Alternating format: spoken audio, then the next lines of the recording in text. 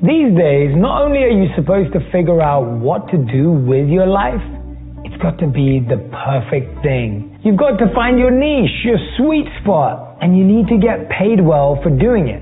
No problem, right? Well, if you're confused, frustrated, or just aren't sure how you're supposed to make all of that come together, this video is for you. People who are happy, passionate, and successful are everywhere, right? Can't we just turn to them to see what they did to get there? Not quite. Come on. A few years ago, Gallup conducted an international poll that included questions about workplace happiness and engagement. How many people said they felt engaged at work? Was it A, 65%, B, 35%, or C, 15%? If you guessed A, you're way off. The answer is C. Only 15% of people worldwide said they felt engaged at work. That means that 85% of people around the world don't find meaning and purpose in what they do. I need a different job. Considering that, according to writer Gemma Curtis, we spend 13 years and 2 months of our lives at work. That's a lot of time being upset. But when we look around, we see a different story, right?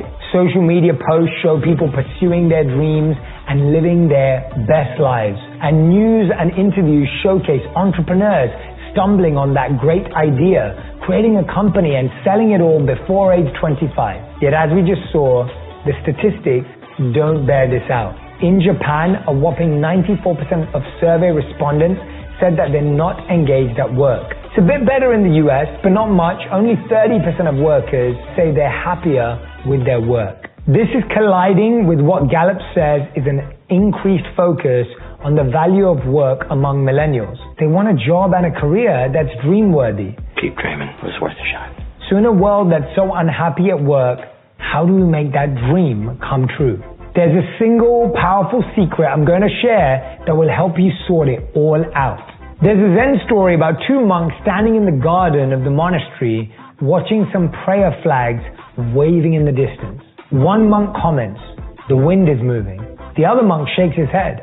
"No," he says, "it's the flags that are moving." A senior monk walks by and the 2 monks ask his opinion.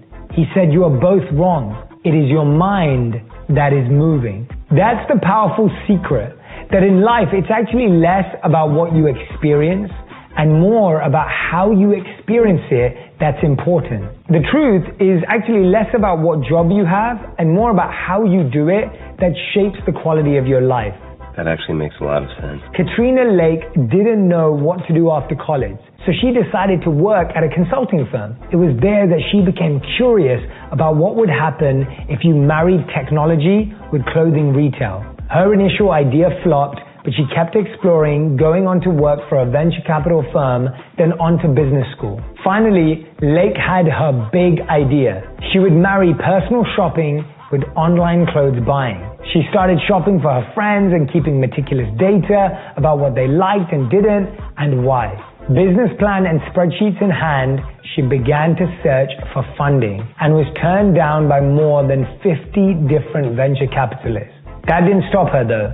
Periodically, she would get just enough money to keep going and building her idea. In 2017, Lake became the youngest woman in history to take a company public, and in 2020, Stitch Fix was valued at $3.37 billion. Lake did an interview with the podcast Skimmed from the couch and was asked the worst piece of advice she'd ever gotten. What was it? Follow your dreams. Lake says the notion that your job should be your dream job is misleading. So many parts of this job have not been a dream, she said. Whether it was struggling to raise money, cramming to get Stitch Fix boxes out the door on time, or being the one who had to go out and buy a new printer when theirs broke down. Here's the thing. You can be a stockbroker who makes millions of dollars, but is miserable. Or you can be a grocery clerk who changes others' lives simply with your kindness and caring. The difference lies in how you approach life, and that difference comes from your motivation. Lee Branham wrote the book, The 7 Hidden Reasons Employees Leave.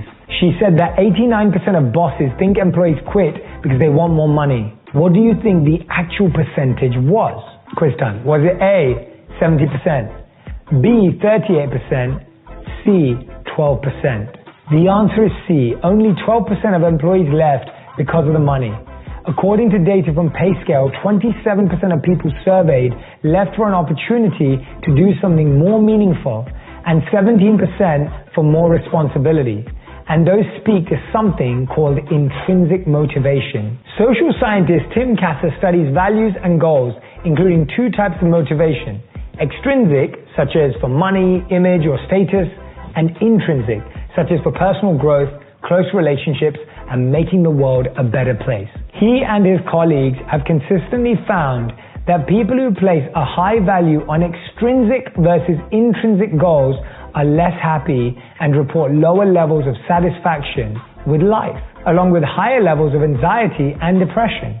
And external rewards can even decrease the internal motivation you already have. Researchers took a group of kids at a nursery school who had a natural love of drawing. In one group, the children were just left to draw. In another, they were told they could earn a good player award, which included a ribbon and a certificate if they drew a picture. 2 weeks later, the same kids were offered the opportunity to draw pictures.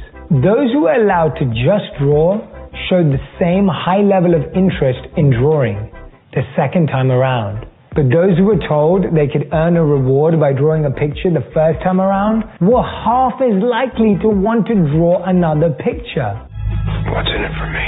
The external reward actually made them less motivated to draw. When we do things out of intrinsic motivation, we're more likely to find meaning and purpose in our lives and our work. For Katrina Lake, it was her love of data, along with wanting to answer the question, what could the future of retail look like?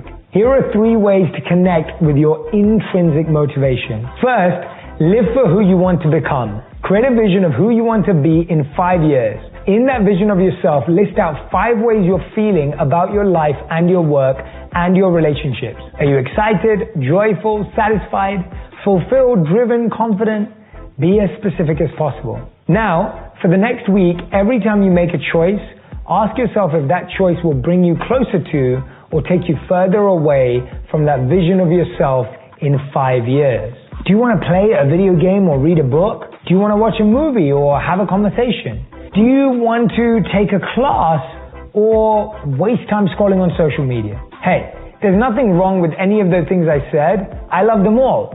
But we need the right ratio. We need to make sure that more of our steps are leading us towards who we want to be than away. It's simple math. Tip number 2 is discover where you can connect something you're already doing or have a natural strength or inclination for to something you're passionate about, that connection point. Your passion doesn't have to pay you, but if your current job can pay your passion, that might just be as good and a good start. Check this out. When computer science professor Louis von Ahn set out to create Duolingo, he had one motivation: to make learning free. As a kid growing up in poverty, he saw so many kids who didn't have access to quality education. So he and a partner created Duolingo, a language learning app that's now used by more than 40 million people worldwide. And while the company has become tremendously profitable, Ahn's motivation was never about making money. It was about giving back. That's major intrinsic motivation, connecting your passion with a larger purpose. One of my greatest loves and one of the things that motivates me is learning. And that's the 3rd tip. Learning to love learning, and no matter what you do in life, you cannot fail. If you look at every situation and ask yourself, what can I learn here? You're going to experience 2 things. You'll get to feel curiosity, awe, and wonder. 3 things that research shows contribute to feeling satisfaction and meaning in your life. And second, if you're always focused on learning, you will never be disappointed, because even when something doesn't go the way you'd hoped or planned, you can learn from it. As Katrina Lake says, I think a lot of people find themselves unhappy in their jobs because it's not their dream. But I think at the end of the day, if you're learning and if you're working with great people, that's going to be a rewarding experience. And that's how you too can have a rewarding, fulfilling, purposeful life and career. If you want even more videos just like this one, make sure you subscribe and click on the boxes over here. I'm also excited to let you know that you can now get my book, Think Like a Monk, from thinklikeamonkbook.com. Check below in the description to make sure you order today.